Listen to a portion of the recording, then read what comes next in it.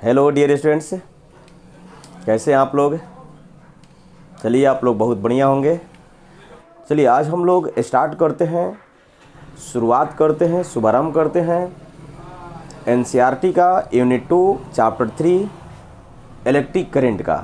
ठीक है ना। यह बहुत ही हम लोगों का खूबसूरत चैप्टर है। इसको पढ़ने में काफ़ी आनंद आता है। सभी बच्चे इसको आसानी से सीख सकते हैं, बशर्ते आप लोग इसको ध्यान से पढ़ें।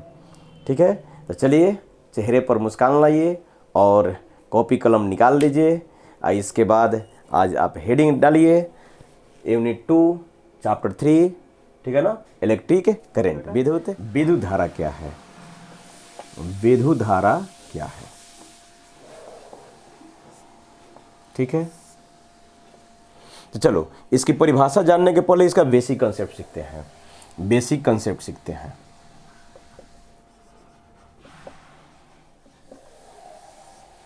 ठीक है, देखिए सबसे पहले तो दिमाग में रखना चाहिए कि जो प्रवाहित आवेश होते हैं, प्रवाहित आवेश विद्युत धारा का निर्माण करते हैं। प्रवाहित आवेश विद्युत धारा का निर्माण करते हैं।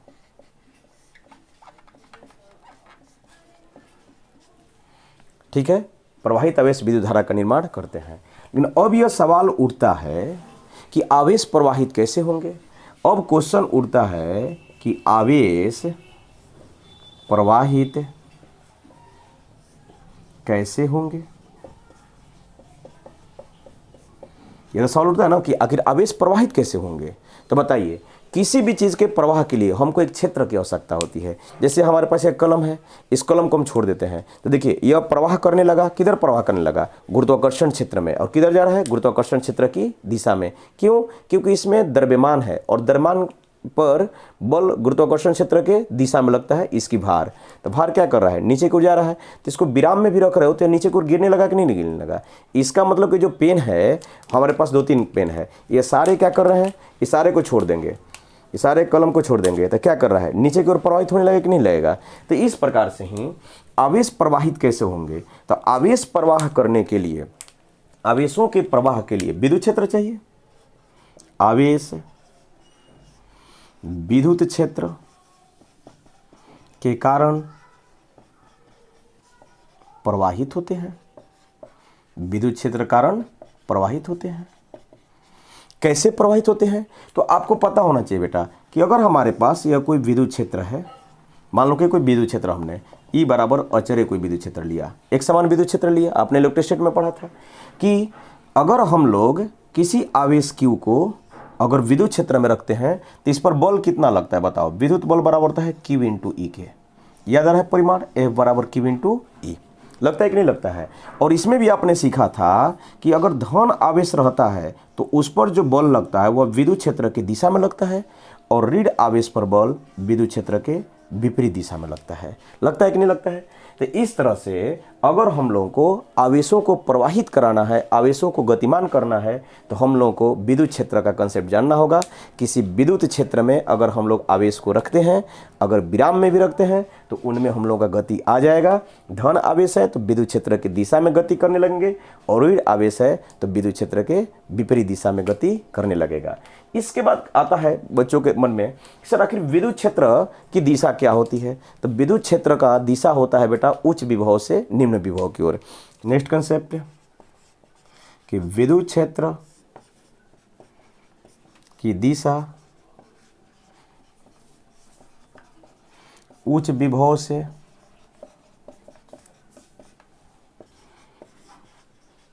निम्न विभव की ओर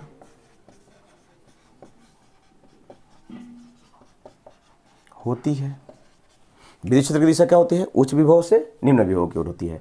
मान लो कि जैसे उच्च विभव कैसे क्रिएट होता है, यह हमारे पास एक धनावेशित प्लेट है, तो यह हमारे पास कुछ हो गया उच्च विभव। हमारे पास यह क्या है? कुछ ऋणावेशित प्लेट है, इसको हम लोग कुछ क्या कर सकते हैं? निम्न विभव। ठीक है, तो इसमें बताइए विद्युत क्षेत्र की दिशा क्या होगी। तो उच्च विभव से निम्न विभव। वैसे भी आपको पता है कि विद्युत क्षेत्र धनावेश से निकलकर ऋणावेश में प्रवेश करता है। तो मान लेते हैं कि दोनों प्लेट के बीच की दूरी कितनी है? D है।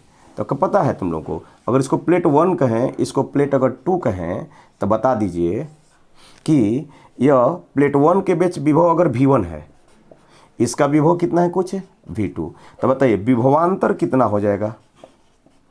पता है विभवांतर कितना होता है, V1 माइनस V2, कुछ V बराबर व्हाट। तो आप लोग को पता है बेटा कि विद्युत क्षेत्र की दिशा में जाने पर विभव घटता है, और विभव कितना से घट जाएगा, तो V बराबर E इंटू डी से, कब, जब E हमारा अचर है तब। तो अभी हम लोग सिंपल से अचर विद्युत क्षेत्र की बात कर रहे हैं, V बराबर E इंटू डी के। तो अब जरा गौर करो कि अगर इसमें हम एक धन आवेश को, या इसमें हम बहुत सारा धन आवेश को रख दिए, बहुत सारा धन आवेश को रख दिए, तो धन आवेश क्या करने लगेंगे, इधर गति करना शुरू कर देंगे। अगर अब ऋण आवेश रखते तो क्या होता, इधर गति करने लगता।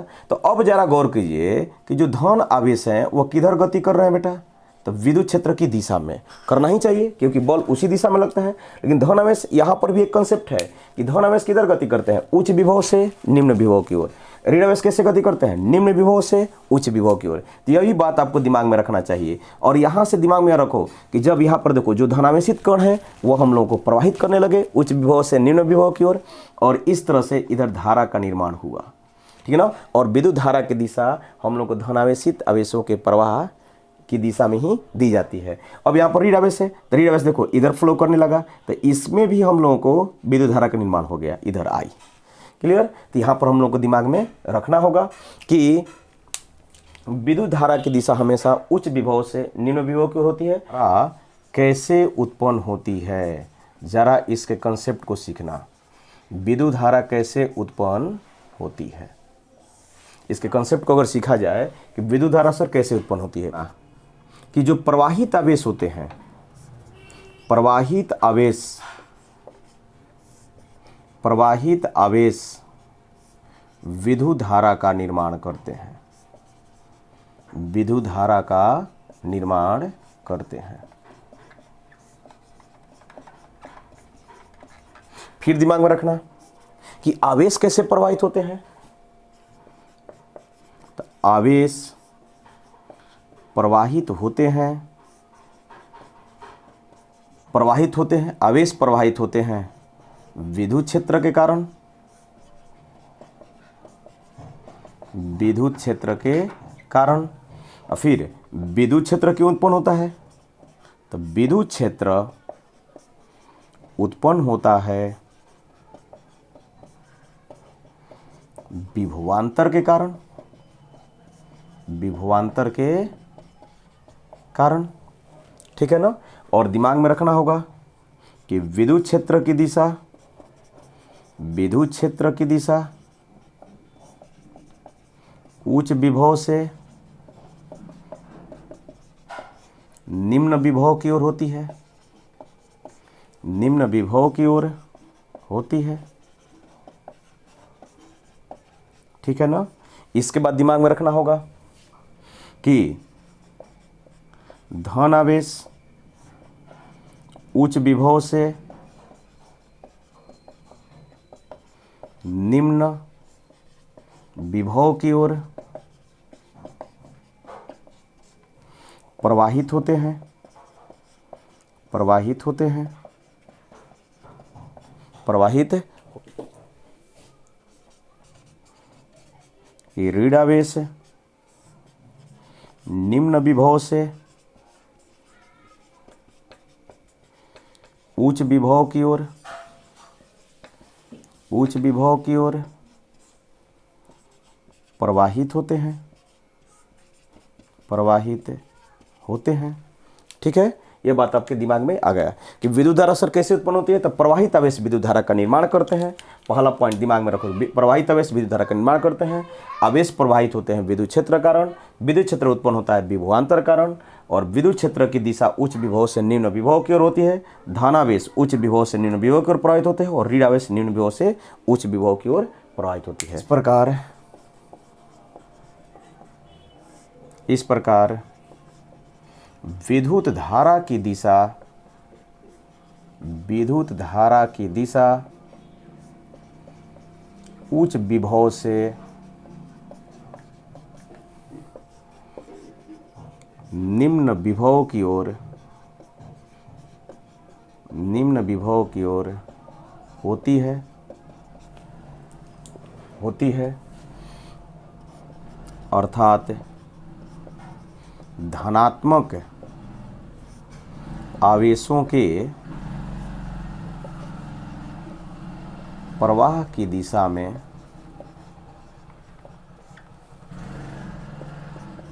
विद्युत धारा की दिशा होती है। विद्युत धारा की दिशा होती है। क्लियर? जैसे देखो, मान लो कि कोई भी हमारे पास ये अनुप्रस्थ काट क्षेत्रफल है और इससे हम लोगों को ये धनावेश है। देखिए बहुत सारा धनावेश है।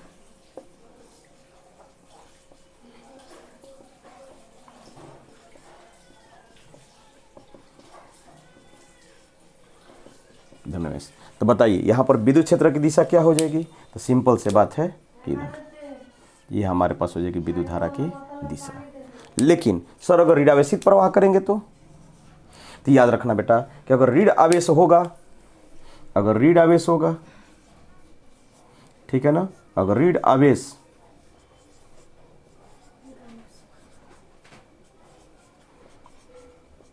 आवेश ऐसे प्रवाहित हो रहे हैं, ऐसे प्रवाहित हो किसी एरिया से, तो यहाँ पर विद्युत धारा क्या होगा? इसके विपरीत दिशा में होगा। ठीक है ना, या ऋण आवेशित के विपरीत दिशा में। तो विद्युत धारा की दिशा उच्च विभव से निम्न विभव की होती है अर्थात धनात्मक आवेशों के प्रवाह की दिशा में होती है। लेकिन अगर ऋणात्मक आवेश रहेंगे तो विद्युत धारा की दिशा उसके विपरीत दिशा में रहेगा। ठीक है ना, तो यहाँ पर इस पॉइंट को भी आप लिख सकते हैं कि विद्युत धारा की दिशा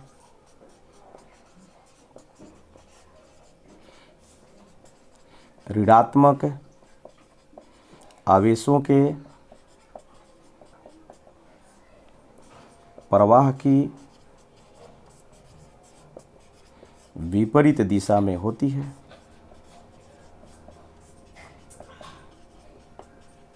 विपरीत दिशा में होती है। ठीक है, यहाँ से तो चलो अभी तक आपने सीखा कि विद्युत धारा कैसे उत्पन्न होती है, उसका बेसिक कंसेप्ट क्या है। ठीक है, तो अब हम लोग सीखेंगे कि विद्युत धारा की परिभाषा क्या होती है सर, और वह कैसी राशि है, अदिश है कि सदिश है, उसका हम लोग का विमीय सूत्र, एसआई मात्रक क्या होते हैं, हम लोग उसको देखना पसंद करेंगे। ठीक है, तो चलो अब हम लोग सीखते हैं कि विद्युत धारा की परिभाषा क्या होती है। तो सिंपल से बेटा याद रखना होगा आपको परिभाषा लिखते समय कि प्रवाहित आवेश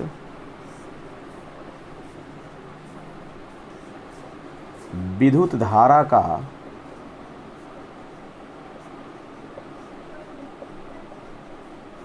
निर्माण करते हैं। लेकिन गणितीय रूप से इसकी परिभाषा क्या हो जाएगी? तो साफ कहेंगे हम लोग समय के सापेक्ष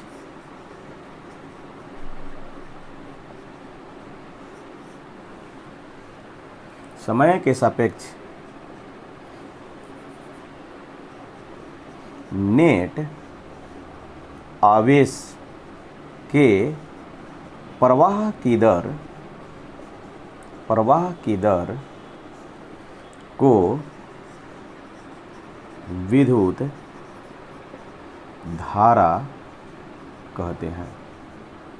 क्या कहते हैं? विद्युत। समय के सापेक्ष जो नेट आवेश के प्रवाह होते हैं उसी को हम लोग कहते हैं विद्युत धारा। क्या कहते हैं? विद्युत धारा। ठीक है ना, इसको सिंपल भाषा में लोग ऐसे भी कह सकते हैं कि इकाई समय में अगर किसी अनुप्रस्थ काट क्षेत्रफल से जो नेट आवेश प्रवाहित होते हैं तो उसे हम लोग कहते हैं विद्युत धारा। क्या कहते हैं? विद्युत धारा। या आप लोग ये भी सीखे हो कि एकांक समय में किसी अनुप्रस्थ काट क्षेत्रफल से प्रवाहित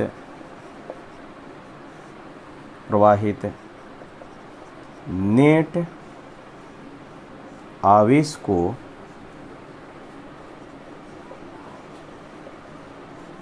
विद्युत धारा कहते हैं।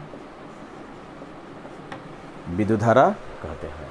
अब होता है कि सर विद्युत धारा यह हो परिभाषा।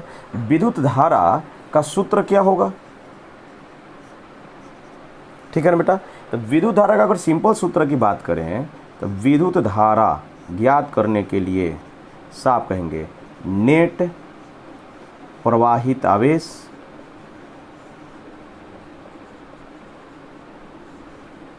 बटा में समय, वो प्रवाह में लिया गया समय।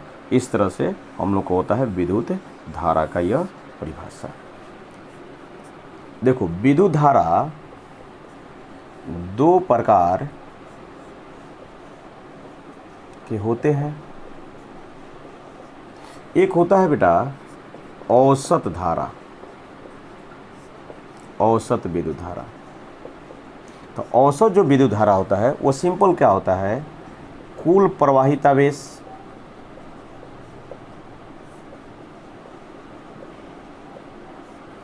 बटा में लिया गया समय, लिया गया समय, ठीक है ना। तो इसके लिए तो कैसे लेगा, आई औसत, तो इसको कुछ एवरेज कर लेते हैं। तो कुल प्रवाहित आवेश कितना है, तो मान लीजिए कि टी समय में यदि क्यू आवेश प्रवाहित होता है तो इकाई समय में कितना हो जाएगा, क्यू बटा में टी। तो इस तरह से एवरेज आवेश हो जाएगा क्यू बटा में टी।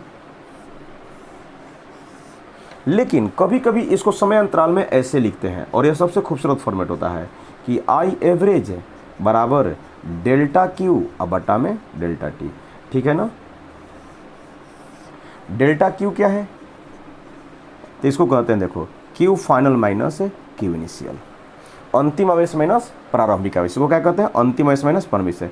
और डेल्टा टी क्या है, तो यह जो आवेश में अंतराल हो, माने जो आवेश में परिवर्तन हुआ, यह जो आवेश में परिवर्तन हुआ उसमें लिया गया क्या है, समय अंतराल, समय अंतराल। तो इस तरह से हम लोग क्या ज्ञात करते हैं, औसत विद्युत धारा, ठीक है। दूसरा में होता है कि तात्क्षणिक विद्युत धारा या केवल विद्युत धारा भी कह सकते हैं, ठीक है ना। सिंपल से बात होता है कि यदि प्रवाहित आवेश समय के साथ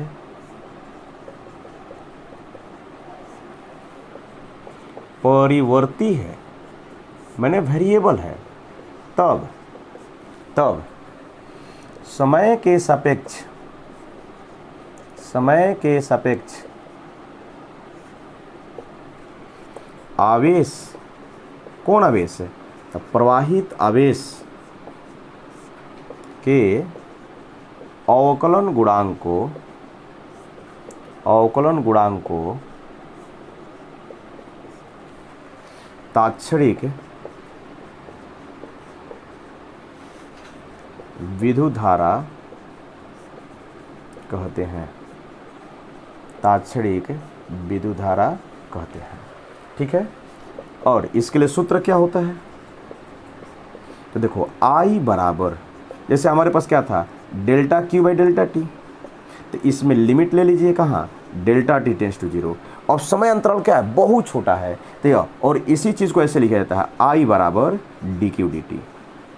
इसको भूल जाओ, ऊपर ला कोई काम नहीं है, इसको दिमाग में रखो, आई बराबर डी क्यू डी टी, आई बराबर डी क्यू डी टी, यहाँ ठीक है ना। यदि क्यू फलन है टाइम का, यदि क्यू टाइम का फंक्शन है तो आज D Q by D T कर दो या अवकलन गुणांक कर दो, आई निकल जाएगा, डिफ्रेंशिएशन आता है ना बेटा, वहाँ से हो जाएगा। अब इसका एक और मतलब होता है, इसका एक ग्राफ मतलब होता है, ग्राफ से समय आवेश ग्राफ की समय अक्ष के साथ ढाल, जानते हो ना, अवकलन का ज्यामितीय अर्थ क्या होता है, ढाल होता है, अवकलन का ज्यामितीय ढाल होता है। तो समय आवेश ग्राफ की समय अक्ष के साथ ढाल को क्या कहते हो, स्लोप, क्या देता है, विद्युत धारा के बराबर होता है, विद्युत धारा के बराबर होता है कि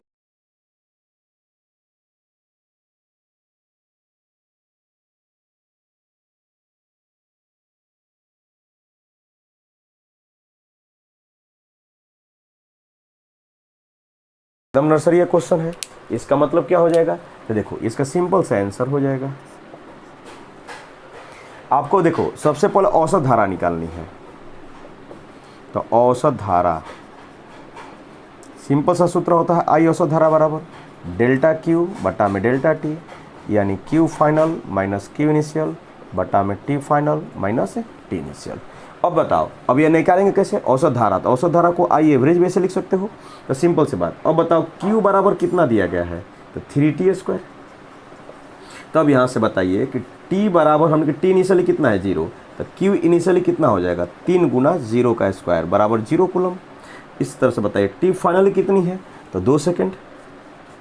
तो क्यू फाइनली कितना हो जाएगा बताओ, 3 गुना 2 का स्क्वायर कितना कूलम हो जाएगा बताओ, तो 2 × 4 = 12 कूलम। तो इस प्रकार से आप देख सकते हो कि आई एवरेज बराबर कितना आ गया था, क्यू फाइनल कितना हो गया 12 कूलम, क्यू इनिशियल कितना है 0 कूलम, टी फाइनल कितना है 2 सेकेंड माइनस यह कितना है 0 सेकेंड, तो बराबर आई एवरेज कितना हो गया बताओ 12 कूलम अब बटा में 2 सेकेंड, तो कट के कितना हो जाएगा 6 कूलम पर सेकेंड। और कूलम पर सेकेंड को ही एम्पियर कहते हैं। यहाँ से औसत धारा कितनी हो गई यह। अब दूसरा मैं पूछ रहा था कि 1 सेकेंड पर तात्क्षणिक धारा क्या है, तो तात्क्षणिक धारा के लिए सिंपल सूत्र होता है आई बराबर dq dt। डी क्यू के जगह पर कितना है बताओ 3t² dt, 3 LCM है बाहर कर दो तो कितनी हो जाएगी t² dt, 3 गुना t² का कितना अवकलन हो जाएगा 2t। अवकलन का सूत्र याद है ना, अरे पावर 2 पटक दिया 2 - 1 तो कितना हो जाएगा 6t। अरे बबुआ x पर n का अवकलन भूल गया रे, n × x के पावर n - 1। तो उसी तरह से पावर 2 है, 2 को पटक दिया यहाँ पर 2 - 1, 3 तो अच्छा है उस बाहर निकाल देते हैं। तो इस तरह से i बराबर कितना हो गया 6t। तो अब बताओ पूछा कि t बराबर 1 सेकेंड पर आपका धारा क्या है, तो i बराबर 6 गुना 1 एम्पियर, यानी 6 एम्पियर। ठीक है ना, धारा का मात्रा क्या होता है एम्पियर होता है। t बराबर कोई 2 सेकेंड पर पूछ देता है तो कितना होता है i बराबर 6 गुने 2 एम्पियर बराबर कितनी होती 12 एम्पियर। तो कोई भी टाइम तुमको दे दे तो वहाँ से धारा धड़ धड़ निकाल लोगे, हो जाएगा कि नहीं हो जाएगा। ये आपके पास एक सिंपल सा क्वेश्चन था। अब देखते हैं कि विद्युत धारा का मात्रक क्या लिखते हैं। तो विद्युत धारा एक मूल राशि है, इसका एसआई मात्रक कितना हो जाएगा बताइए। इसका एसआई मात्रक कूलम्ब प्रति सेकेंड, इसको आप लोग कूलम्ब प्रति सेकेंड, और दूसरा में जो फेमस होता है क्या होता है एम्पियर। क्या होता है एम्पियर, ये होता है कि नहीं होता है। और 1 एम्पियर बराबर हमेशा याद रखना 1 कूलम्ब बटा में सेकेंड, यह बात क्लियर। तो विद्युत धारा एक मूल राशि है। अब कोई पूछेगा कि सर अगर तो विद्युत धारा का बीमीय सूत्र, तो मूल राशि है तो इसको ए से डिनोट करते हैं या क्या करते हैं बेटा आई से, याद है कि नहीं। अब तो यहीं से होता है आई हम लोग का अभी भी। फिर कभी कभी तुमसे पूछ दिया जाता है कि 1 एम्पियर किसे कहते हैं बताओ। कोई पूछा कि 1 एम्पियर क्या है, तो साफ कहेंगे कि यदि एक तार से 1 सेकेंड में 1 कूलम्ब आवेश प्रवाहित होता है तब तार से प्रवाहित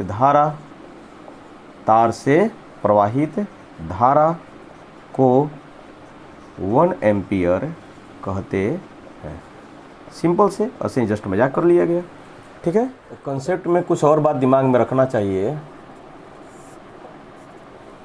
पहला कि यदि एक चालक तार से n इलेक्ट्रॉन t सेकेंड में n इलेक्ट्रॉन t सेकेंड में प्रवाहित होते हैं तब विद्युत धारा, बताओ विद्युत धारा I बराबर क्या लिख लोगे, Q बटा में T होता है बेटा। अब बताइए Q बराबर कितना होता है, तो खूब याद है हम लोग का n इंटू ई हो जाएगा, ठीक है ना, n इंटू ई, n इलेक्ट्रॉन, तो q बराबर n इंटू ई, ठीक है ना। एक इलेक्ट्रॉन पर आवेश कितना होता है, ई होता है, तो n इलेक्ट्रॉन पर n ई, अरे एक इलेक्ट्रॉन पर आवेश कितना होता है, तो इलेक्ट्रॉन पर आवेश होता है ई, तो n इलेक्ट्रॉन पर कितना हो जाएगा, n ई, q बराबर n ई, यहाँ पर I बराबर होगा n ई बटा में t। ई का वैल्यू आपको पता है 1.6 गुना 10 के पावर -19 कूलम, याद है कि नहीं याद है, यहाँ से I आपको निकल जाएगा, ठीक है। दूसरा में एक हम लोग कंसेप्ट होता है कि वृत्तीय मार्ग पर परिक्रमित आवेश के द्वारा विद्युत धारा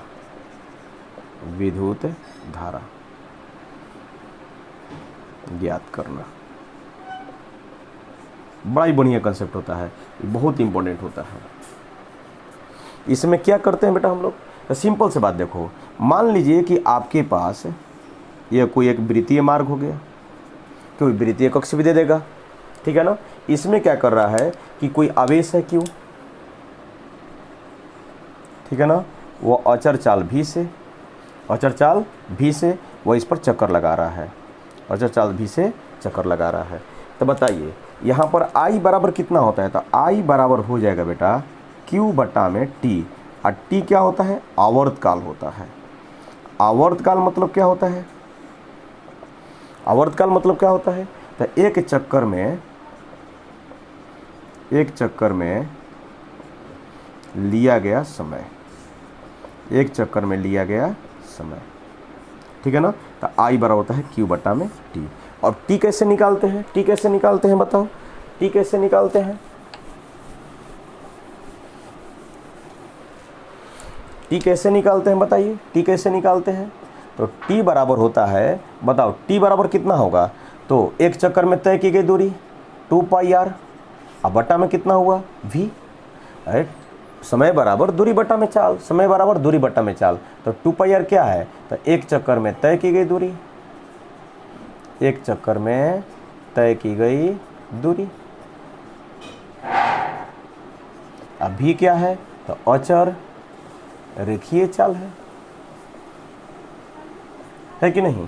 तो इस तरह से t का मान रख दोगे, देयरफॉर I बराबर कितनी आ जाएगी, Q बटा में T का मान 2 पाई r बटा में v, तो इस तरह से हो जाएगा Q भी बटा में 2 पाई r, हो जाएगा कि नहीं हो जाएगा, ये 2 लिखे हुए हैं, ठीक है ना, ये 2 है, 2 पाई r बटा में v, ठीक है। तो यहाँ से हम लोगों को t का मान निकल जाता है। फिर इसके बाद एक और कंसेप्ट होता है कि चूंकि v बराबर होता है ओमेगा इंटू r, v बराबर क्या होता है, ओमेगा इंटू r। ओमेगा को क्या कहते हैं बेटा, तो ओमेगा कहते हैं कोणीय चाल, क्या कहते हैं, कोणीय चाल। तो यहाँ से t बराबर कितना हो जाएगा बताओ, तो 2 पाई r, अब v बराबर रख दिए ओमेगा इंटू r, r से r कैंसिल, तो t बराबर कितना आ गया, 2 पाई बटा में ओमेगा, 2 पाई बटा में ओमेगा। तो अगर इस t का यूज़ किया जाए, इस t का यूज़ किया जाए तो I बराबर कितनी हो जाए, q बटा में t, तो 2 पाई बटा में ओमेगा, तो आ जाएगा q ओमेगा बटा में 2 पाई, ठीक है ना, ये चीज़। तो अगर आपको कोणीय चाल दिया हो तो ऐसे निकल जाएगा। इसके बाद सिंपल सा इसका कंसेप्ट भी हम लोग लिख सकते हैं कि यदि हमारे पास फ्रीक्वेंसी पता है, फ्रीक्वेंसी का मतलब क्या होता है, आवृत्ति, तो आवृत्ति ए बराबर होती है 1 बटा में टी की, इसको न्यू से भी लोग सूचित कर लेता है, हम एफ से कर लिए। तो अब बताओ उस अवस्था में जो हमारा आई है वो कितना का बार हो जाएगा, तो क्यू बटा में टी, तो 1 बटा में टी को आप न्यू लिख सकते हो, तो क्यू इंटू एफ, तो आई बराबर क्यू इंटू एफ, इसका भी बड़ी हमने को यूज होता है। तो इस तरह से आपको दिमाग में रखना होगा कि अगर कोई वृत्तीय मार्ग पर परिक्रमित आवेश है तो उसके द्वारा विद्युत धारा ज्ञात करने का तरीका आई बराबर क्यू बाई टी। अगर आवेश और आपको और जो आवेश परिक्रमण कर रहा है वह दिया गया है और आवर्तकाल दिया गया है, अगर आपको चाल, रेखीय चाल और त्रिज्या दिया गया है, आवेश दिया गया है तो इसका इसी तरह का यूज करो, अगर कोणीय चाल और आवेश दिया गया तो इस सूत्र का प्रयोग कर सकते हैं, और आवृत्ति और आवेश दिया तो इसको हम लोग डायरेक्ट निकाल सकते हैं, ठीक है। तो कुल मिलाकर आपको निचोड़ लिख लेना चाहिए। से आपको निष्कर्ष मिल गया, क्या निष्कर्ष मिल गया कि आई बराबर क्यू बटा में टी या क्यू इंटू आवृत्ति, या हो जाएगा क्यू भी बटा में 2 पाई आर। या हो जाएगा क्यू ओमेगा बटा में 2 पाई। तो इस तरह से आपको धारा निकालने का यह सही तरीका हो जाएगा। चलो इस निष्कर्ष पर एक क्वेश्चन हम लोग एग्जाम्पल बनाते हैं। आप बनाइए पहले। अब देख लीजिए, एक इलेक्ट्रॉन वृत्ताकार कक्ष में 6 × 10 पर 15 बार प्रति सेकंड घूमता है, तो लूप में धारा का मान ज्ञात करें। पहले लिख लो, खुद से बनाओ वीडियो पॉज करके। तो देखो सिंपल से बात है, इसमें सूत्र सर क्या होगा, तो देखो क्या दिया है, एक इलेक्ट्रॉन दिया है, तो यहाँ पर आवेश का मान कितना होगा बताओ। क्यू बराबर क्या है, तो ई है 1.6 × 10 के पावर -19 कूलम। इसके बाद देखिए प्रति सेकेंड, यह फ्रिक्वेंसी दिया गया बेटा 6 × 10 के पावर 15 प्रति सेकेंड, आप इसको हर्ट्ज भी कह सकते हो। तो एक तरीका से तुमको क्या मिल जाएगा, आई बराबर क्यू इंटू एफ। तो बताइए, तो ई इंटू एफ, ई का मान कितना है 1.6 × 10 के पावर -19 कूलम। फ्रीक्वेंसी कितनी हो जाएगी 6 × 10 के पावर 15 प्रति सेकेंड। तो एक तरीका से 1.6 तो 16 × 6 = 96, वो 9.6 × 10 के पावर -4 कूलम प्रति सेकेंड एम्पियर होता है कि नहीं होता है।